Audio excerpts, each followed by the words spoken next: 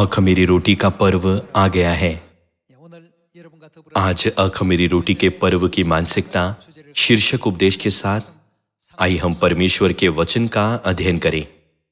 अखमीरी रोटी के पर्व को जुनून का पर्व माना जा सकता है। सीधे शब्दों में कहे तो ये वो दिन है जब यीशु को क्रूस पर चढ़ाया गया था।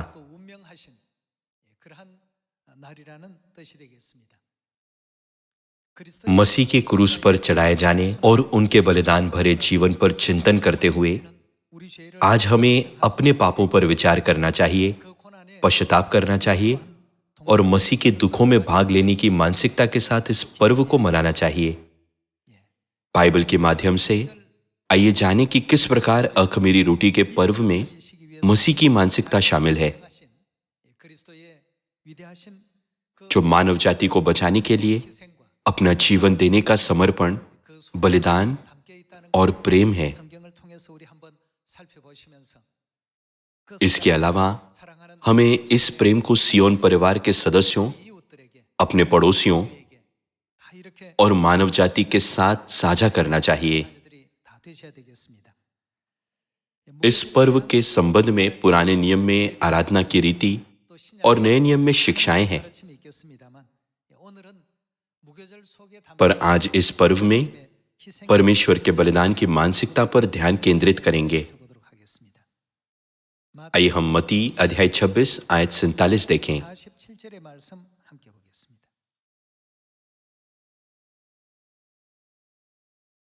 ये 2000 साल पहले आज के दिन यानी अखमीरी रोटी के पर्व के दिन हुआ था। आइए हम आयत 47 देखें। वो ये कह ही रहा था कि यहूदा जो 12 में से एक था आया और उसके साथ प्रधान याजकों और लोगों के पुरनियों की ओर से एक बड़ी भीड़ तलवारों और लाठियां लिए हुए आई। उसे पकड़वाने वाले ने उन्हें यह संकेत दिया था, जिसको मैं चूम लूं वही है, उसे पकड़ लेना।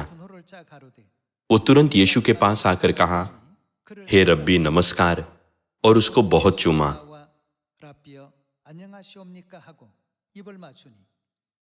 यीशु ने उससे कहा, हे मित्र, जिस काम के लिए तू आया है उसे कर ले। तब उन्होंने पास आकर यीशु पर हाथ डाले और उसे पकड़ लिया।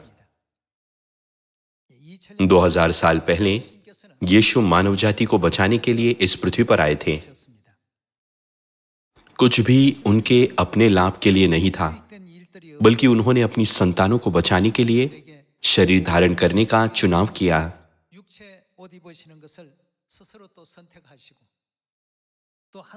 यीशु ने स्वर्ग की सारी महिमा और यहां तक कि अपने सिंहासन को भी पीछे छोड़ा और पापियों का उद्धार करने के लिए इस पृथ्वी पर आए।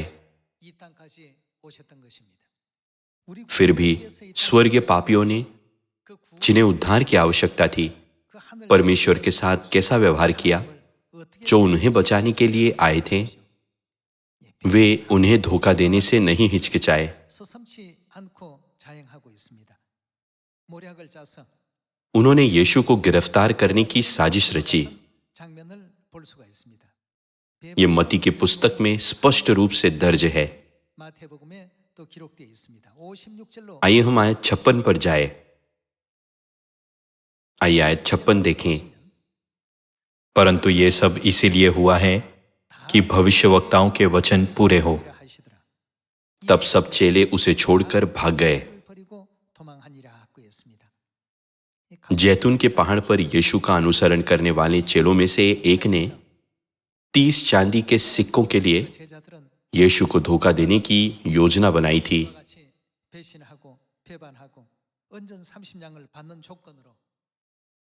मानो ये पर्याप्त न हो, शेष चेलों ने, जिन्होंने अंत तक उनका पालन करने की प्रतिज्ञा की थी, यीशु को त्याग दिया और भाग गए।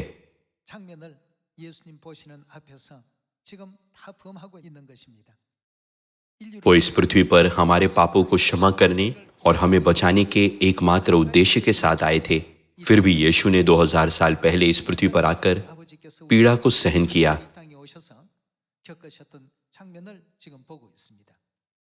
आइए हम मत्ती अध्याय 26 आयत 62 पर एक नजर डालें। तब महायाजक ने खड़े होकर यीशु से कहा, क्या तू कोई उत्तर नहीं देता? ये लोग तेरे विरोध में क्या गवाही देते हैं? परंतु यीशु चुप रहा।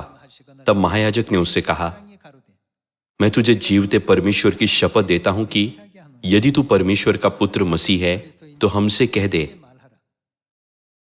यीशु ने उससे कहा, तूने आप ही कह दिया, वरन मैं तुमसे यह भी कहता हूं कि अब से तुम मनुष्य के पुत्र को सर्वशक्तिमान के दाहिनी ओर बैठे और आकाश के बादलों पर आते देखोगे। इस पर महायाजक ने अपने वस्त्र फाड़े और कहा, इसने परमेश्वर की निंदा की है, अब हमें गवाहों का क्या प्रयोजन? देखो, तुमने अभी ये निंदा सुनी है, तुम क्या सोचते हो? उन्होंने उत्तर दिया, ये वध होने के योग्य है। तब उन्होंने उसके मुंह पर थूका और उसे घूंसे मारे। दूसरों ने थप्पड़ मार के कहा, हे मसीह, हमसे भविष्यवाणी करके कह कि किसने तुझे मारा? कृपया उन लोगों के कार्यों पर एक नजर डालिए जिन्हें उद्धार की आवश्यकता थी। एक ने यीशु को उनके शत्रुओं के हाथों में पैसों के लिए बेच दिया, जबकि अन्य चेलों ने, जिन्हें सबसे अधिक विश्वासी माना जाता था, केवल अपनी कठिन परिस्थितियों के बारे में सोचते हुए यीशु को छोड़ दिया।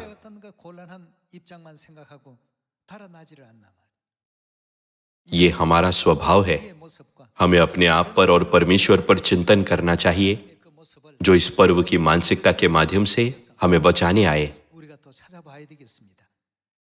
आइए हम अध्याय 26 आयत 69 की ओर बढ़े। आयत 69 में लिखा है, पतरस बाहर आंगन में बैठा हुआ था कि एक दासी उसके पास आई और कहा, तू भी यीशु गलीली के साथ था। उसने सबके सामने यह कहते हुए इनकार किया, मैं नहीं जानता कि तू क्या कह रही है।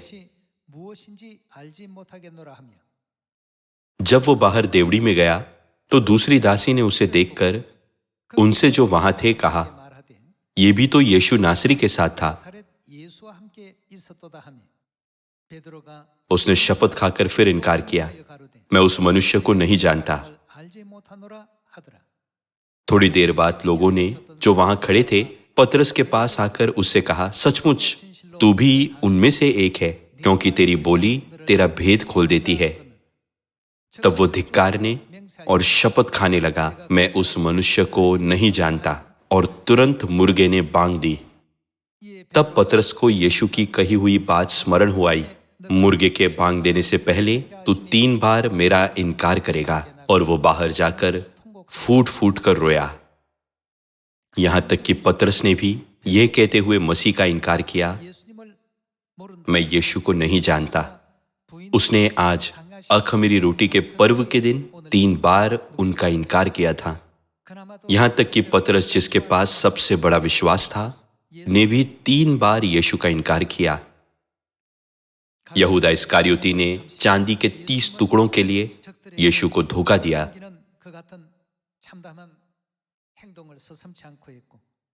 ये भी देखिए कि कैसे अन्य चेले जो उनके करीब थे भाग गए। हमें उस धीरज पर विचार करने की जरूरत है जो पिता ने ऐसी परिस्थितियों में दिखाया।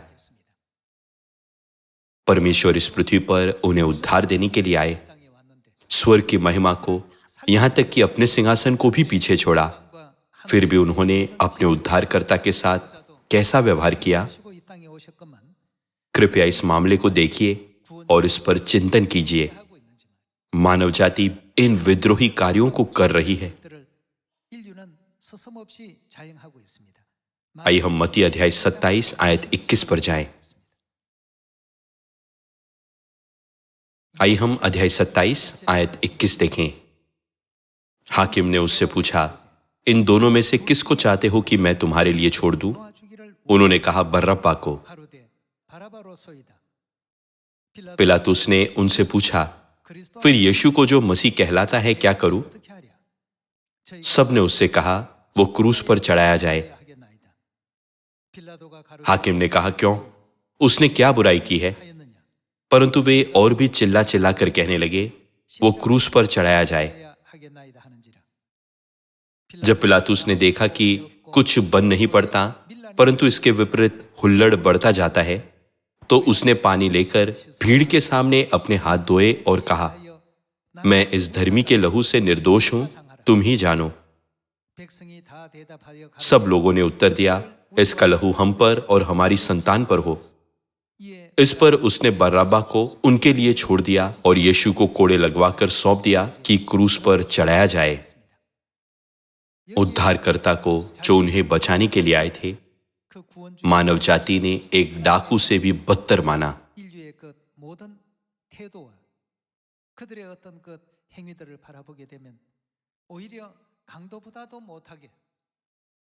वे चिल्लाए, डाकू को छोड़ दो परंतु यीशु को क्रूस पर चढ़ाओ। इसके अलावा वे चिल्लाए, इसका लहू हम पर और हमारी संतान पर हो। 2000 साल पहले उनके दुष्ट शब्दों को सुनते हुए परमेश्वर के हृदय की कल्पना कीजिए।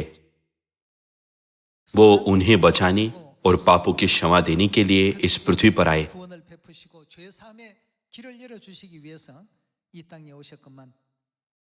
फिर भी पतरस जैसे चेलों ने, जिनके पास दृढ़ विश्वास था, और यहूदा इस्करियोती जो 12 में से एक था, ने ऐसे अति दुष्ट कार्य किए।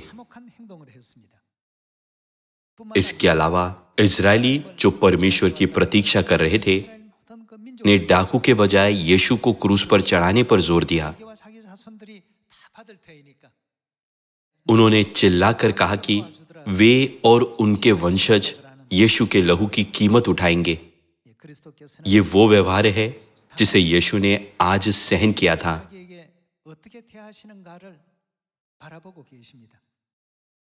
लेकिन आयत 27 के बाद से हम देख सकते हैं कि यीशु ने उन पर दया की और चुपचाप अपने ऊपर उनका बोझ उठाया।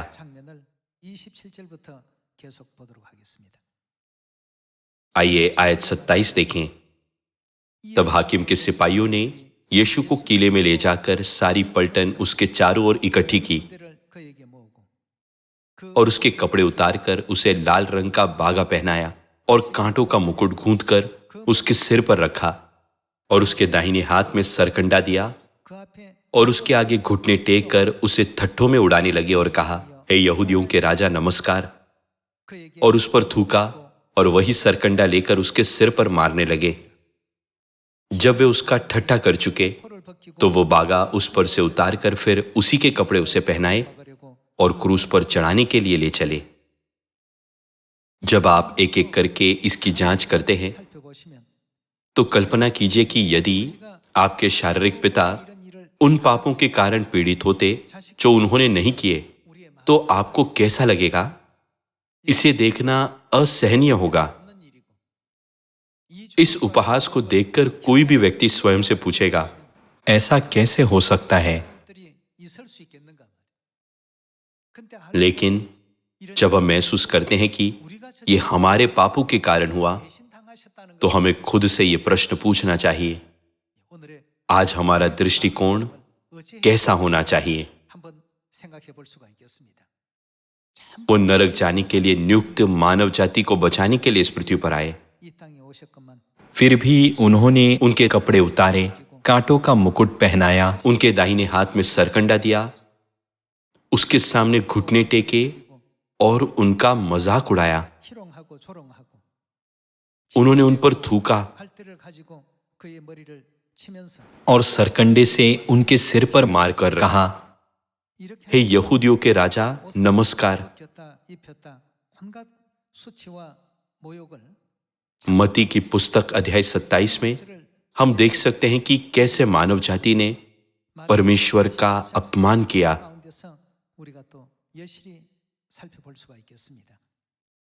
फिर भी उन्होंने एक शांत भेड़ के समान इसे सहन किया। वो धैर्यवान थे। उन्होंने उन पर कोई क्रोध नहीं दिखाया। आइए हम अध्याय 27 आयत 32 को देखकर जारी रखें। बाहर जाते हुए उन्हें शमौन नामक एक कुरेनी मनुष्य मिला। उन्होंने उसे बेगार में पकड़ा कि उसका क्रूस उठाकर ले चले, क्योंकि क्रूस का भार यीशु के उठाने के लिए बहुत भारी था। इसीलिए रोमन सैनिकों ने एक कुरेनी मनुष्य को क्रूस को उठाने के लिए पकड़ा। ये स्थिति की गंभीरता को दिखाता है।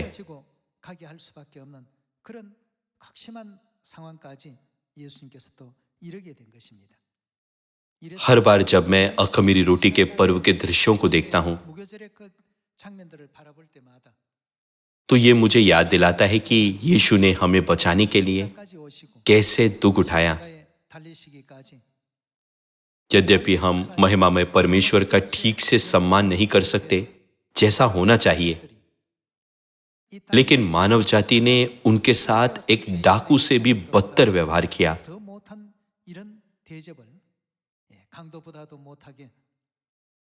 उन्होंने चेलों को उनके साथ विश्वासघात करते हुए, उनका इनकार करते हुए और अपने स्वयं के जीवन को बचाने के लिए उन्हें त्यागते हुए देखा। लोगों ने यीशु पर चिल्लाकर उन्हें मारने के लिए कहा। वे अपने पापों की कीमत चुकाने के लिए तैयार थे।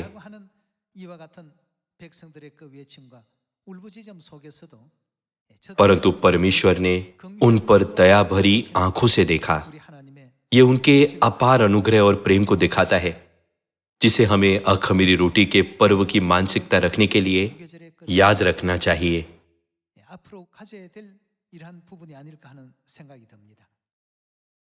इसीलिए यीशु ने उन लोगों से एक अनुरोध किया जो परमेश्वर पर विश्वास करते हैं। आइए हम मत्ती अध्याय 16 पर जाएं। मत्ती अध्याय 16 आयत 24। तब यीशु ने अपने चेलों से कहा, यदि कोई मेरे पीछे आना चाहे तो अपने आप का इनकार करे और अपना क्रूस उठाए और मेरे पीछे हो ले। क्रूस दुख को संकेत करता है। उनका मतलब था, जो कोई मेरा पालन करना चाहता है उसे दुख उठाना चाहिए। आयत 25 में यीशु कहते हैं, क्योंकि जो कोई अपना प्राण बचाना चाहे वो उसे खोएगा, और जो कोई मेरे लिए अपना प्राण खोएगा वो उसे पाएगा। उन्होंने कहा, अपना क्रूस उठाकर अनंत स्वर्ग के राज्य में मेरे पीछे हो लो। अपने अहंकार को त्याग दो, अपना क्रूस उठाओ और मानव जाति को बचाने के एकमात्र इरादे से मेरे पीछे हो लो। ये अखमीरी रोटी के पर्व की मानसिकता है। भले ही वो मानव जाति को बचाने के अच्छे इरादे से इस पृथ्वी पर आए थे, लेकिन मानव जाति ने उनका उपहास किया, उनका तिरस्कार किया और उन्हें सताया।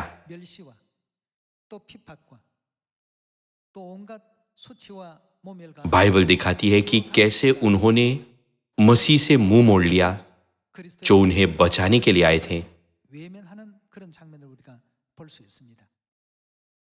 फिर भी हम देख सकते हैं कि मसीह उन कतरने वाली भेड़ के समान चुप थे।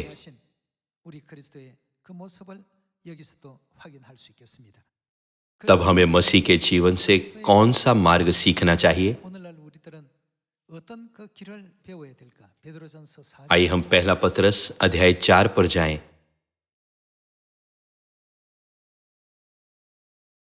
आइए पहला पतरस अध्याय 4 आयत 13 पर एक नजर डालें।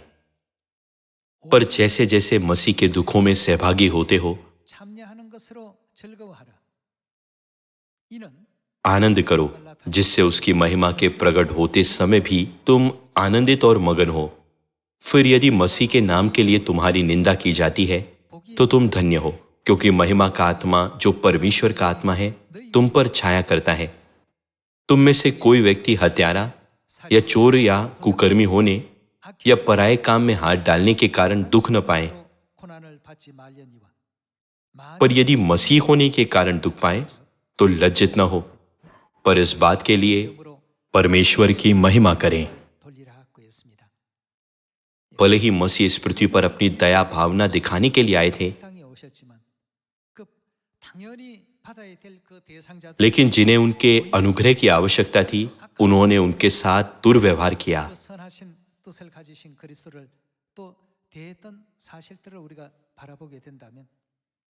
जब भी हम मानव जाति को सुसमाचार सुनाते हुए कठिन परिस्थितियों का सामना करते हैं, तो हमें याद रखना चाहिए कि कैसे पिता हमारे आगे कठिन सुसमाचार मार्ग पर चलें। हमें माता के बलिदान पर भी विचार करना चाहिए, ये विश्वास करते हुए कि हमें इन सभी परीक्षा के माध्यम से धीरज रखना चाहिए। आइए पहला पतरस अध्याय 2 आयत 18 पर एक नजर डालें।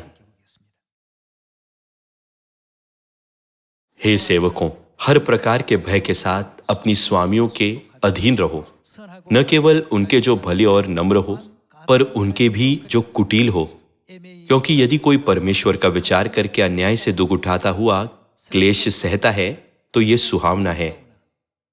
क्योंकि यदि तुमने अपराध करके घूसे खाए और धीरज धरा, तो इसमें क्या बड़ाई की बात है। पर यदि भला काम करके दुख उठाते हो और धीरज धरते हो, तो ये परमेश्वर को भाता है, और तुम इसी के लिए बुलाए भी गए हो, क्योंकि मसीह भी तुम्हारे लिए दुख उठाकर तुम्हें एक आदर्श दे गया है कि तुम भी उसके पद चिन्हों पर चलो। न तो उसने पाप किया और न उसके मुंह से छल की कोई बात निकली। वह गाली सुनकर गाली नहीं देता था और दुख उठाकर किसी को भी धमकी नहीं देता था, पर अपने आप को सच्चे न्यायी के हाथ में सौंपता था। वह आप ही हमारे पापों को अपनी देह पर लिए हुए क्रूस पर चढ़ गया, जिससे हम पापों के लिए मरकर धार्मिकता के लिए जीवन बिताए। उसी के मार खाने से तुम चंगे हुए, क्योंकि तुम पहले भटकी हुई भेड़ों के समान थे, पर अब अपने प्राणों के रखवाले और अध्यक्ष के पास लौट आए हो। आज आँख मेरी रोटी के पर्व की मानसिकता में पहला पतरस अध्याय 2 में दी गई यही शिक्षा है। क्योंकि हम ईसाई के रूप में जीते हैं, तो हम विभिन्न परीक्षा, निंदाओं और कठिनाइयों का सामना करते हैं। हम उद्धार के बारे में गवाही देते हैं और अपने आसपास के लोगों को अच्छे इरादे से सुसमाचार का प्रचार करते हैं, लेकिन कभी कभी वे हमारे साथ डाकुओं से भी बदतर व्यवहार करते हैं। कभी कभी बदनामी और उपहास करते हैं। हमारे आसपास हमारे प्रिय सदस्य भी हैं। कभी कभी हमारे सदस्यों के बीच भी हमें असहज स्थिति का सामना करना पड़ सकता है।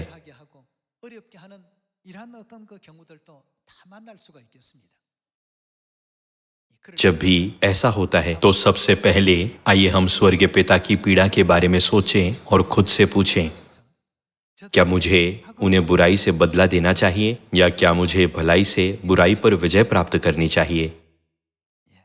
ऐसा करने से हम परमेश्वर का पालन करने में सक्षम होंगे और आखिरकार सुसमाचार का कार्य पूरा होगा।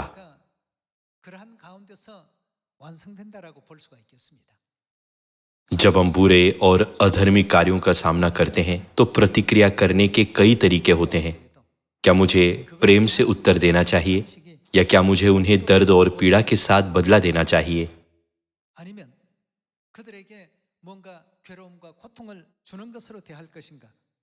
कई तरीके हैं, लेकिन एक मार्ग है जिसे परमेश्वर ने हमें दिखाया है।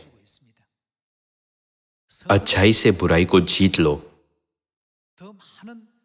वो हमें अच्छाई के अधिक उन्नत रूप के साथ बुराई पर विजय प्राप्त करना सिखाते हैं। मसीह के जीवन के बारे में सोचिए, जो इस पृथ्वी पर आए और हमें बचाने के लिए ऐसे कष्टों को सहन किया। कोई कारण नहीं था कि उन्हें क्रूस पर चढ़ाया जाए, भाले से भेदा जाए या कोड़े से मारे जाए। लेकिन बाइबल यशायाह की पुस्तक में दर्ज करती है, ये तुम्हारे अपराधों और तुम्हारे पापों के कारण हुआ। हमने ही उन्हें ये पीड़ा दी है। तब हमें मसीह के दुखों के मार्ग का अनुसरण करने और अंत तक ऐसे दुखों को सहने में सक्षम होना चाहिए। हमें सोचना चाहिए, पिता ने इतना कुछ सहा और माता ने इतने कष्ट सहे। ऐसी सुंदर मानसिकता के साथ हमें बुराई के बदले बुराई देने के बजाय भलाई से बुराई पर विजय प्राप्त करनी चाहिए। मुझे विश्वास है कि जब हम ऐसा करते हैं तो परमेश्वर आज भी सुसमाचार का कार्य पूरा करेंगे। हमारे जीवन में कई अप्रिय परिस्थितियां होती हैं। जब हम ऐसी असहज स्थिति का सामना करते हैं तो आइए हम परमेश्वर के क्रूस के बारे में सोचें। आइए हम इस बारे में सोचें कि हमारे पास अखमीरी रोटी के पर्व की मानसिकता कैसे हो सकती है, जिस दिन उन्हें क्रूस पर चढ़ाया गया था, और हमें उनके दुखों में भाग कैसे लेना चाहिए। मैं आपसे मसीह के दुखों के पद चिन्हों पर चलने के लिए कहना चाहता हूं। जब हम एक असहज स्थिति का सामना करते हैं तो हमें अच्छी प्रतिक्रिया देनी चाहिए। जब कुछ असुविधाजनक होता है तो हमें अखमीरी रोटी के पर्व की मानसिकता को याद रखना चाहिए और खुद को याद दिलाना चाहिए, क्या मैं बुराई से बुराई का बदला लूं या क्या मैं भलाई से बुराई पर जय पाऊं। ये आशा करते हुए कि हम कई प्रार्थनाओं के साथ परमेश्वर के पद चिन्हों पर चलने में सक्षम होंगे, ताकि हम परमेश्वर को हमसे ये कहते हुए सुन सकें, आपने अच्छा काम किया। मैं आज के उपदेश को समाप्त करना चाहूंगा। आपका बहुत बहुत धन्यवाद।